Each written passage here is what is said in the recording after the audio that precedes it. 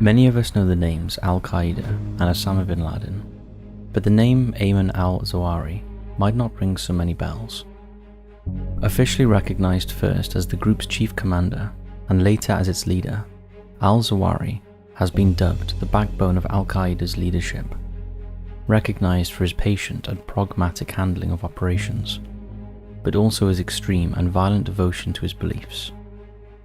But just who was Ayman al-Zawahiri, and what were his motivations, as he led one of the most infamous terrorist organizations in the world? Join us as we attempt to answer these questions and more, while delving into the life and crimes of Ayman al-Zawahiri, the mastermind of Al-Qaeda. Now, before we begin, we'd like to make a disclaimer about conspiracy theories. As many of you will know, we're incredibly interested in conspiracies, especially conspiracies surrounding the 9/11 terrorist attacks. However, in this video, we will be following the official narrative, so we will not be delving into any conspiracies or alternative theories surrounding Al-Qaeda, the war in Afghanistan, or 9/11. We are not saying we agree or disagree with the official narrative, but for the purpose of this episode, we will be following it.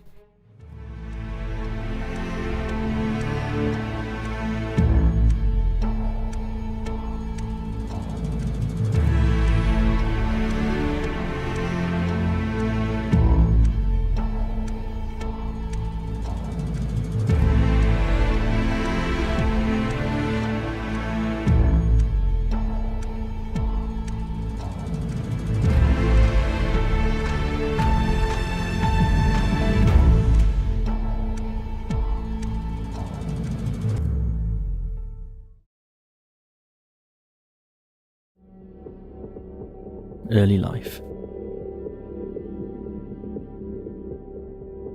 Ayman Mohammed Rabbi al-Zawahiri was born on June 19, 1951 in Giza, Egypt.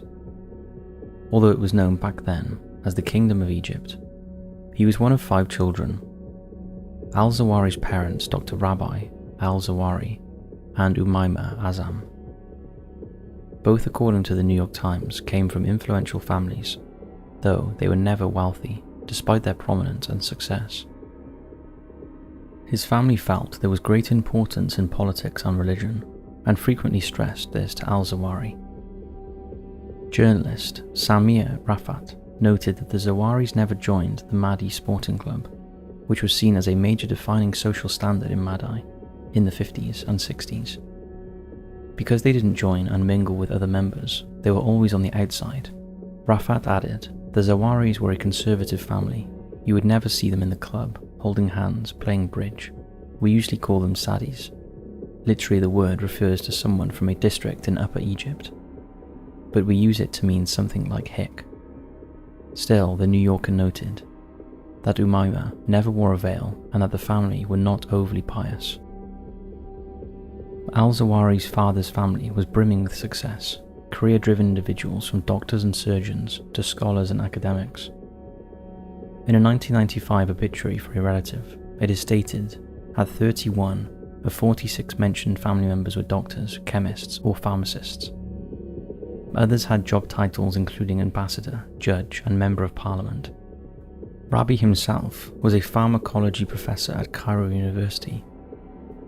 Similarly, al-Zawahiri's mother's family members were deeply entrenched in the political sphere.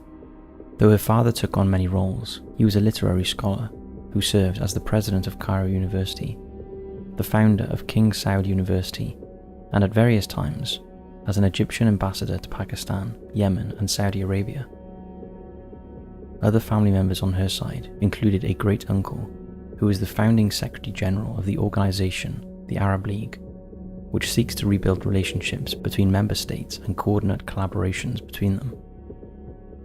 A relative who acted as the Secretary General of the Islamic Council of Europe, and an aunt who married into the family of the late King Faisal. Unlike many of the figures we look at during these documentaries, al-Zawahiri as an adult expressed a great fondness for his mother and had a stable childhood where he received everything he needed and more. As a young boy, he was known to be serious and studious, and he excelled academically. He labelled contact sports inhumane and refused to partake in them, though he adored poetry and had a knack for learning languages, becoming fluent in English and French as a young adult. During his teen years, al-Zawahiri attended the state secondary school, described as a modest building, but labelled as a hoodlum school, as the educational standards were far below those of Victoria College, a private prep school erected by the British. The college was very westernised, and often instructions were given in English. By comparison, the state school reportedly gave a very limited view of the world. Al-Zawahiri was known to daydream in class, and was described by old classmates as closed and introverted, but extremely intelligent. A cousin recalled that he was perfect in everything. Even as a young boy, al-Zawahiri was deeply religious, and although he would laugh a lot at home, he remained isolated in school by his own volition. His old classmates remembered how he would often walk away as the other boys played rough, and that it felt as if mingling with other boys would get him too distracted. Al-Zawahiri appeared to have found his path in life at a very young age, although it's unclear if he chose it himself, or if an element of expectations played into the decision. He studied medicine at Cairo University, graduating in 1974 and obtaining a master's degree in surgery in 1978, while also serving as a surgeon in the Egyptian army. His twin sister Heba also became a doctor.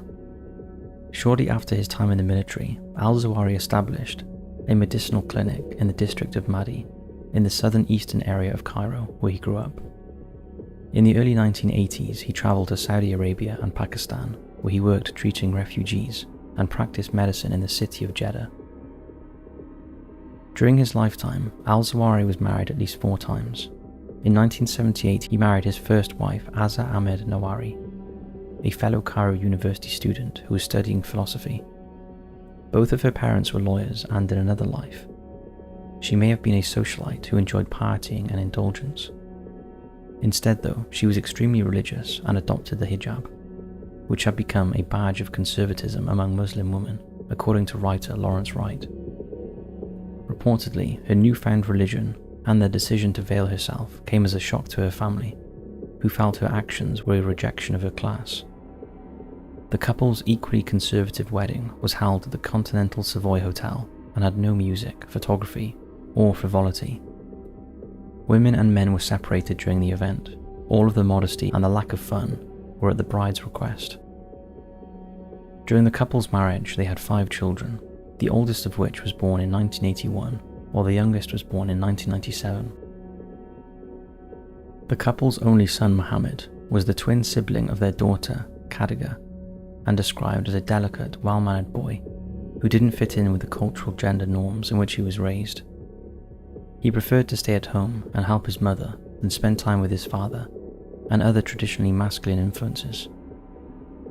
In 2004, it was learned that one of the al-Zawahiri's daughters married Abu Turab al-Urdani, one of the men who helped orchestrate the September 11th plot. Another daughter reportedly married Hamza bin Laden, a relative of Osama's, which linked the two families in a strategic marriage alliance. In late December 2001, in response to the September 11th attack, the US carried out an airstrike on Afghanistan. During this assault, al-Zawahiri's wife Azza and 2 of their children, Aisha and Mohammed, were killed. Azza survived the initial bombardment as she was pinned beneath the debris, but reportedly refused to be excavated because men would see her face, and she died from her injuries. Mohammed was killed instantly, but Aisha survived for a short time afterwards, succumbing to exposure while rescuers tried to save her mother. Al-Zawahiri's views and beliefs. During his time as a student, al-Zawahiri became a keen participant in activism, influenced by his maternal uncle, Mahfouz Azam, who he considered a great role model. Al-Zawahiri became heavily invested in both religion and politics. Mahfouz told The New Yorker of his own antics during his youth, recalling that he was imprisoned at the age of 15 and was an enthusiastic Egyptian nationalist at the time. Al-Zawahiri also became engrossed in the preachings of Sayyid Qutb, an Egyptian educator, author, and Islamic scholar who was convicted in 1966 of plotting the assassination of Egyptian President Gamal Abdel Nasser and was executed as a result. Sayyid was greatly critical of Western society particularly after he visited the US. He believed the US was made up of materialism, individual freedoms, superficiality, and an animal-like mixing of men and women. He particularly disliked the sexuality of American women, the US's primitive artistic taste, and that Americans were numb to faith in religion. He felt that America was unlike the one displayed on the big screen or found in books.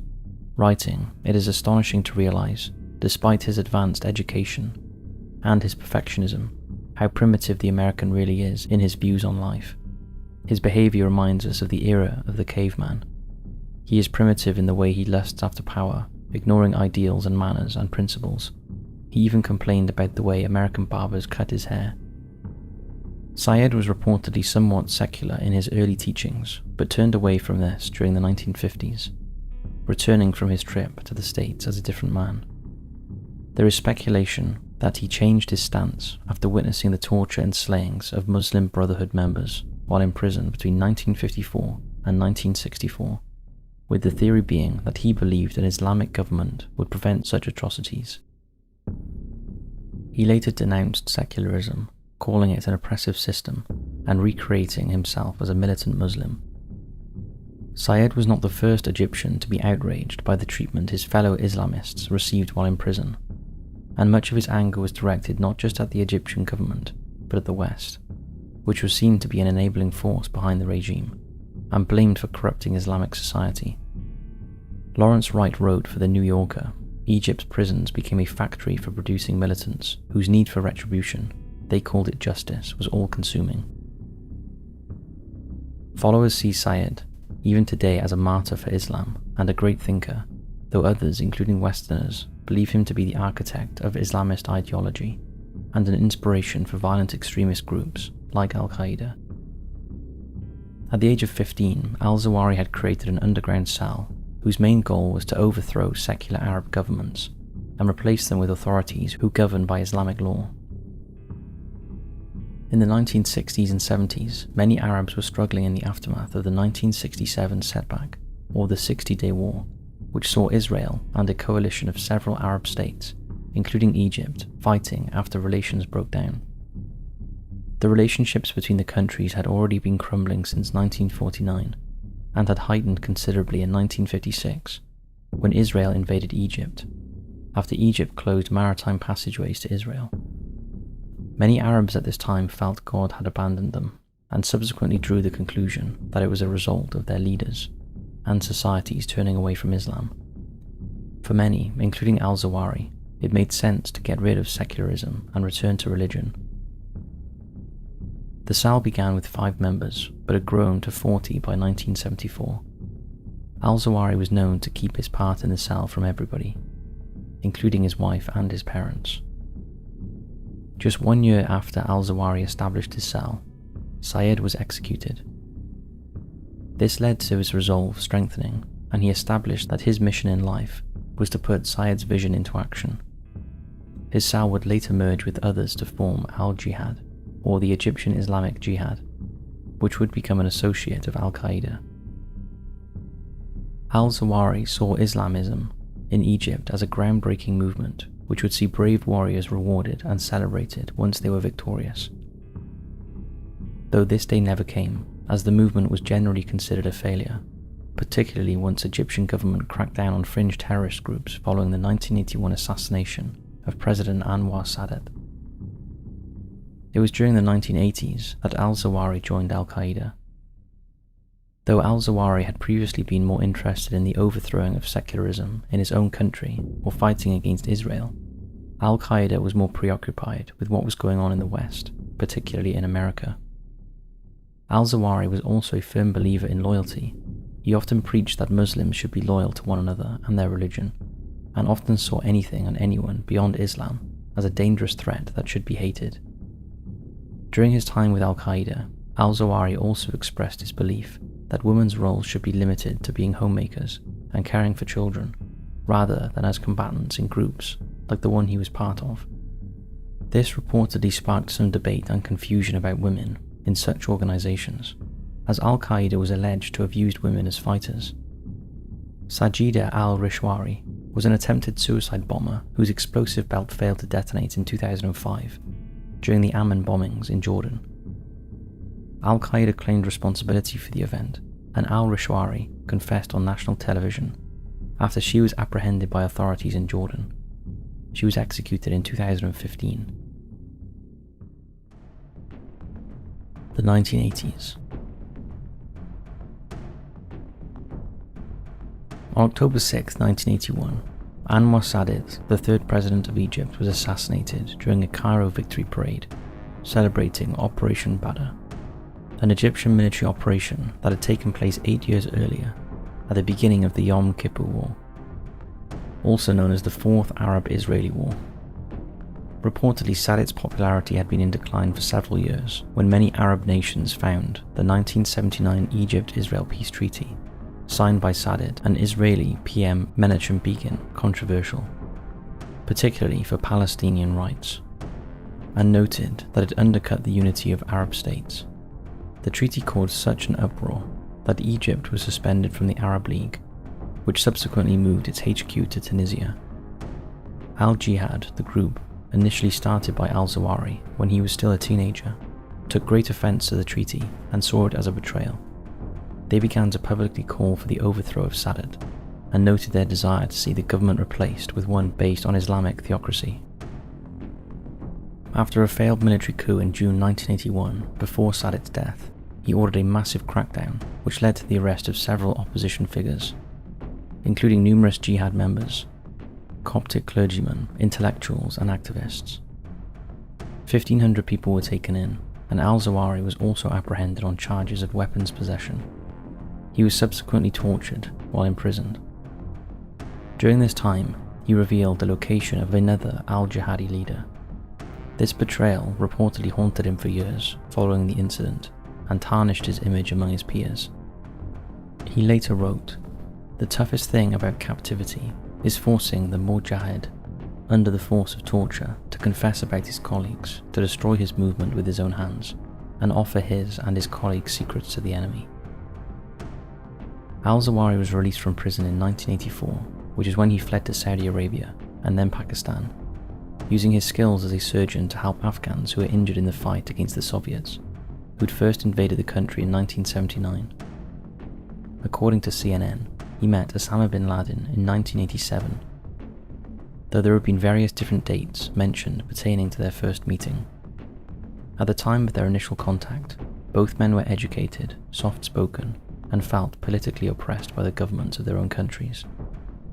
Bin Laden was described as an idealist with vague political ideas, a man who had followers but no organization skills, while al-Zawahiri was an experienced campaigner whose followers had extraordinary capabilities: doctors, engineers, soldiers. They had experience in secret work.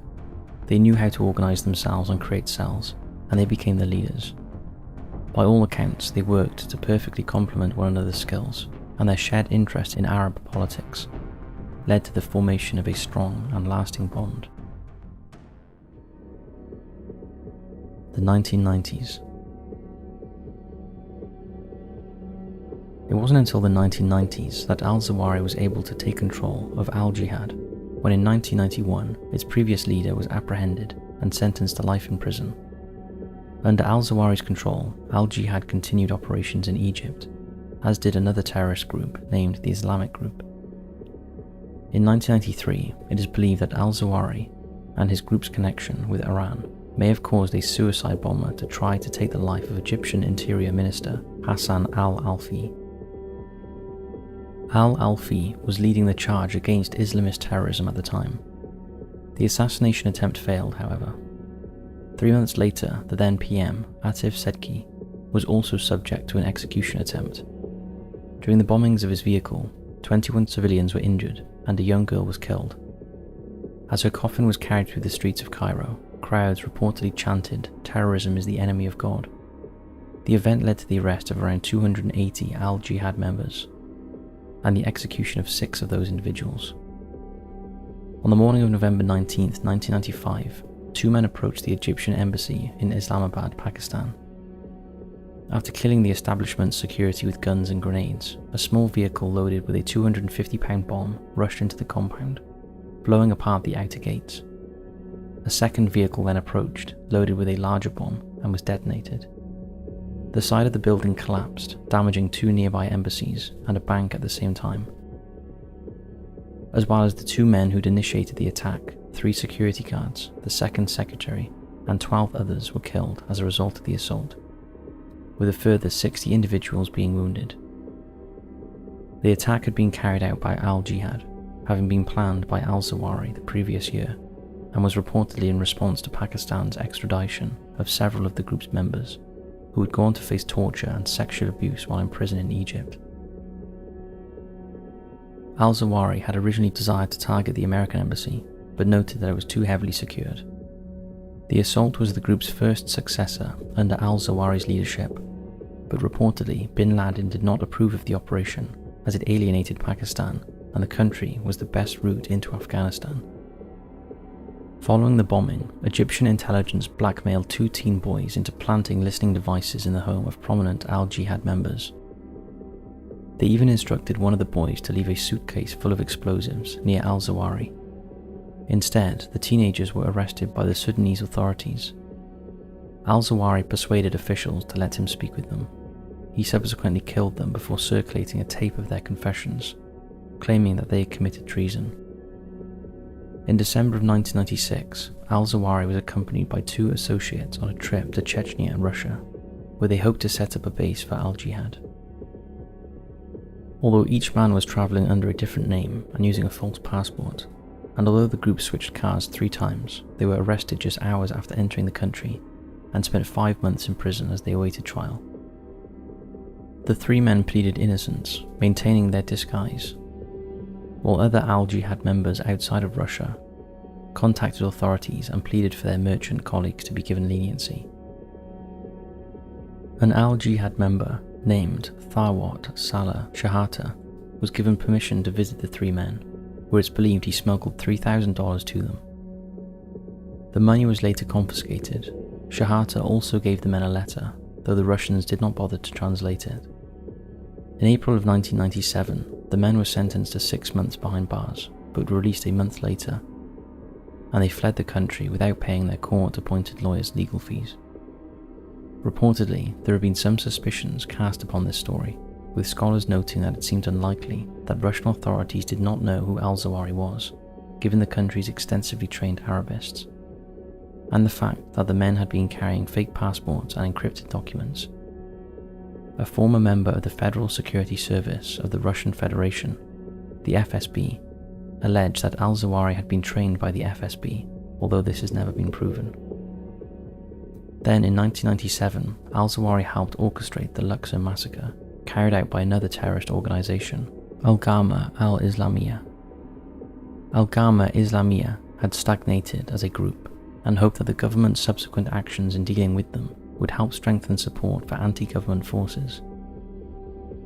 On the morning of November 17th, 6 gunmen armed with automatic weapons and knives took the lives of 58 tourists, including a 5-year-old child and 4 Japanese couples on their honeymoon, and 4 Egyptians at one of the country's biggest tourist attractions. Deir al-Bahri, a complex of mortuary temples and tombs located on the banks of the Nile, opposite the city of Luxor. The men who carried out the attack were dressed as members of the security forces and had shortly beforehand taken out 2 armed guards at the site. The tourists killed had been trapped inside the temple, and the assault lasted around 45 minutes. Afterwards, the bodies of the women were mutilated with machetes, as was the corpse of an elderly Japanese man. 26 people managed to survive. The attackers then attempted to flee from authorities, but were stopped at a checkpoint by armed police and military forces. One of the terrorists was injured while the others fled to the hills. They were later found in a cave, having committed suicide together. Though Al-Ghama al-Islamiyya had sought to strengthen support for themselves, the massacre had the opposite effect. Public opinion overwhelmingly turned against Islamist terrorists, and attacks from similar groups dropped markedly as a result of this backlash. Al-Zawahiri, surprised by the response, would go on to blame Egyptian police for the attack, and noted his belief that the tourists were responsible for their own deaths, as they'd come to Egypt. He stated the people of Egypt considered the presence of these foreign tourists to be aggression against Muslims and Egypt, the young men are saying that this is our country, not a place for frolicking and enjoyment, especially for you. The organisation would go on to deny responsibility for the massacre in 2017. On August 7, 1998, suicide bombers entered US embassies in Kenya and Tanzania and detonated explosives, killing a total of 224 people. That same year, al-Zawahiri was listed as under indictment in the US for his role in this operation. Meanwhile, al-Jihad attempted to assassinate Egyptian President Hosni Mubarak while he was in Ethiopia for a conference of the Organization of African Unity.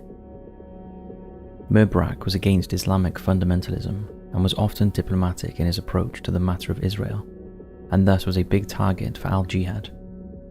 Mubarak reportedly managed to survive 6 assassination attempts during his lifetime. Al-Zawahiri soon became al-Jihad's leading organizer and recruiter. He hoped that with enough time, they would be able to accumulate military officers and weapons, which would allow them to overthrow the Egyptian government when an opportunity presented itself. Aboud al-Zumar was the group's chief strategist. He was a colonel in the military whose plan for a takeover involved taking the lives of the country's most notable leaders before seizing the headquarters of the army and state security, the telephone exchange building, and the TV and radio building. Using these to their advantage, they would broadcast propaganda and news of their revolution, which al-Zumar and al-Zawahiri felt would propel the uprising forward and cause other believers across the country to take action. Though these attacks were brutal, al-Jihad soon began to lose steam. Throughout the later half of the 1990s, Egyptian security services, which were backed by the US, took apart the group. They also fell out of popularity, with their unbridled acts of violence turning many away from the cause. The pressure al-Jihad was under to not get caught led to many of its members fleeing the country and going into hiding, leaving al-Zawahiri with a few scattered forces. Additionally, they had very little money to help fund their cause, and in 1996 they'd failed to establish a haven in Chechnya. In 1999, an Egyptian court sentenced al-Zawahiri to death in absentia. In the following years, many of al-Zawahiri's group rejected his leadership and the violence he incited. Furthermore, in 1999, al-Zawahiri was put under international sanctions by the United Nations, Al-Qaeda and Taliban Sanctions Committee as a member of the Al-Qaeda group. Al-Qaeda and September 11th. On the morning of October 12, 2000, the USS Cole, a guided missile destroyer of the US Navy, docked at Yemen's Aden harbor for a routine fuel stop. Less than 2 hours later, a small fiberglass boat carrying C4 explosives and 2 suicide bombers approached the ship and exploded. The attack killed 17 US Navy sailors and injured 37. It was the deadliest attack against a US naval vessel since 1987. After Al-Qaeda claimed responsibility for the attack, Bin Laden and al-Zawahiri fled to Kabul, while Bin Laden's military chief Mohammed Atef escaped to Kandahar. According to reports by a former Al-Qaeda member, al-Zawahiri had worked as part of the group since its inception. A senior member of Al-Qaeda's council, he was often called Bin Laden's lieutenant, with outsiders even viewing al-Zawahiri as the real brains of the organization. In 2001, al-Jihad was formally merged with Al-Qaeda, and its official name being Qaeda al-Jihad. On September 11, 2001, 19 radicals associated with Al-Qaeda hijacked 4 airplanes and implemented a series of suicide attacks against various prominent buildings in the United States. 2 of the planes hit the Twin Towers, part of the World Trade Center in NYC, while a third hit the Pentagon in Arlington, Virginia, and the 4th crashed into a field in Shanksville, Pennsylvania. Almost 3,000 lives were lost during these terrorist attacks, which are often referred to as 9/11. This assault on the US led the government to set up initiatives designed to combat terrorism, with Operation Enduring Freedom beginning on October 7th, which they hoped would end the Taliban regime in Afghanistan and destroy Bin Laden's extremist network. Al-Qaeda did not appear to consider the repercussions of their actions, and it became obvious when they realized that they were now about to lose their place in Afghanistan, which is where they'd been plotting their movements prior to 9/11 while they lived among the Taliban. To make matters worse, the US began working with other law enforcement agencies and security services, which helped them to identify, observe, and apprehend members of Al-Qaeda and other terrorist organizations. One leading jihad thinker, Abu Musab al-Suri, noted that 9/11 had cast jihads into a fiery furnace, a hellfire that consumed most of their leaders, fighters, and bases. Al-Zawahiri is not believed to have played a major role in September 11th attacks. By all accounts, Bin Laden was responsible for making the key decisions, while his other trusted right-hand men, including his military chief Mohammed Atef, ran the operation itself. That said, Al-Zawahiri's name was still attached to the plot, and this, along with his close association with Bin Laden, brought him further infamy. Following 9/11 and the US invasion of Afghanistan, Al-Zawahiri's whereabouts were unknown, though he was thought to be in Pakistan's tribal areas. He frequently released videos of himself, but was not seen with Bin Laden after 2003. Notably, in 2001, the FBI placed Al-Zawahiri on their most wanted list, offering up to $25 million for information, leading to his capture or conviction. In late 2004, Bin Laden officially designated Al-Zawahiri as his deputy. 2 years later, the CIA launched an airstrike on the Pakistani village of Damadola, where they believed Al-Zawahiri was hiding out. However, the airstrike failed to do anything but kill innocent civilians, along with several terrorists.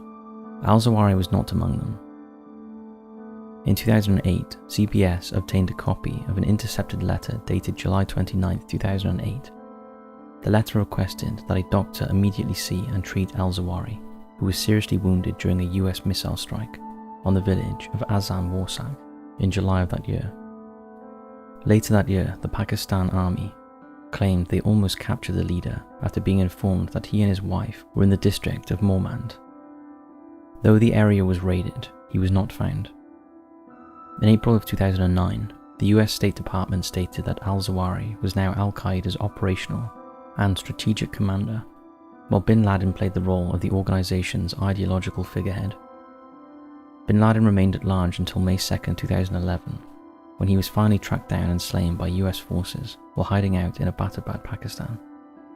Following his demise, a US intelligence official revealed that even after 9/11, Bin Laden had remained heavily involved in the planning of various terrorist organizations, noting that his hideout was an active command and control center, and that Bin Laden was also active in driving tactical decisions within Al-Qaeda. With Bin Laden gone, Al-Zawahiri took up the reins and made several new changes to the organization.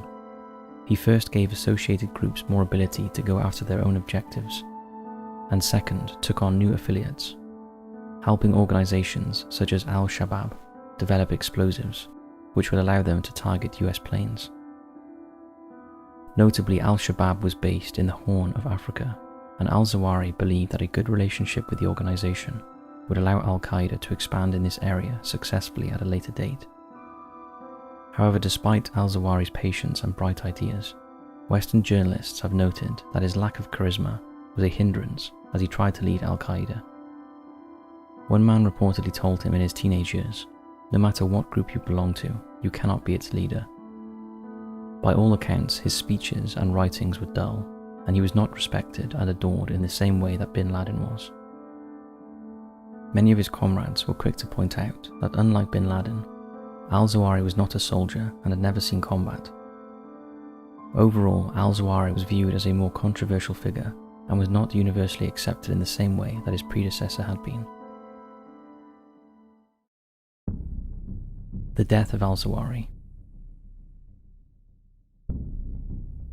Still, Al-Zawahiri remained as the head of Al-Qaeda and spent the last 2 decades of his life in hiding. On July 31, 2022, just after 6 a.m., Al-Zawahiri was killed during a drone strike carried out by the CIA in the Sherpa neighborhood of Kabul. The strike had taken out a property owned by an aide to a senior official of the Taliban government.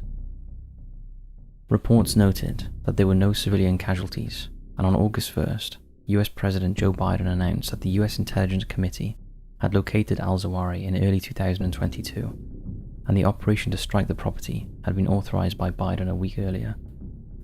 Al-Zawahiri was 71 at the time of his demise. In December of 2022, Al-Qaeda released a 35-minute recording they claimed was narrated by al-Zawahiri, though it was not dated and it's unclear when the video was made. The group has not officially named a successor, but Saif al-Abdul is believed to have taken over. Al-Abdul is a former Egyptian colonel and explosives expert who is still under indictment by the US for the bomb attacks he helped carry out on the US embassies in Tanzania and Kenya in 1998.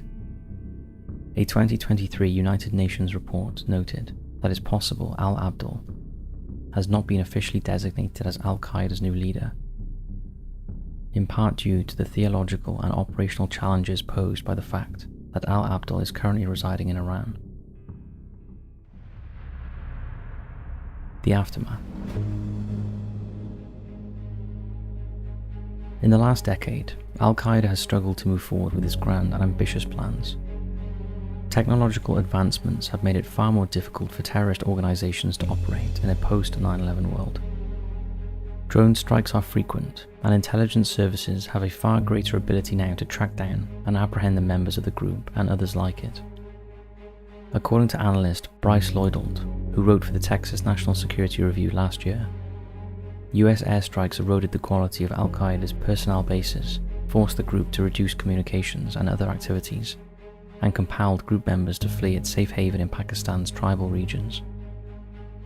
Former director of the US National Counter-Terrorism Center, Christopher Miller, noted that the organization was in crisis in 2020. Al-Qaeda is unpopular among Muslims, who have no empathy or support for the ideals of militant Islamists. And while several Middle Eastern countries are still currently enduring civil wars, including Yemen and Syria, there is still no place for extremists among them. Their actions, as written by Daniel Ayman for Foreign Policy in 2022, simply add to the killing and misery of ordinary people. Al-Zawahiri's twin sister once described her sibling as silent and shy, but those who knew him in the terrorist world called him clever, cautious and dedicated, and noted his belief that attention brings trouble. Though he was often said to have some of his predecessors' charm, al-Zawahiri had a devotion to the cause in spadefuls, and he was frequently described as Al-Qaeda's intellectual spine, or the backbone of its leadership. He helped mold Bin Laden, turning him from a dedicated Saudi Arabian preacher to a deadly terrorist who rocked the world, and forced US foreign policy to drastically change. Al-Zawahiri himself changed too. While he'd started off as a teenage boy who disapproved of secularism and despised the way his Egyptian government ruled, he soon became so entrenched in his beliefs that he began a brutal campaign to lash out at the biggest so-called enemy he knew, the US. In 1993, a London-based newspaper asked al-Zawahiri when he planned to return to Egypt. His response again made clear that nothing was more important than his beliefs. He told the reporter, "I will be back as a conqueror only, and I do not accept being back in return for giving up my ideas of jihad."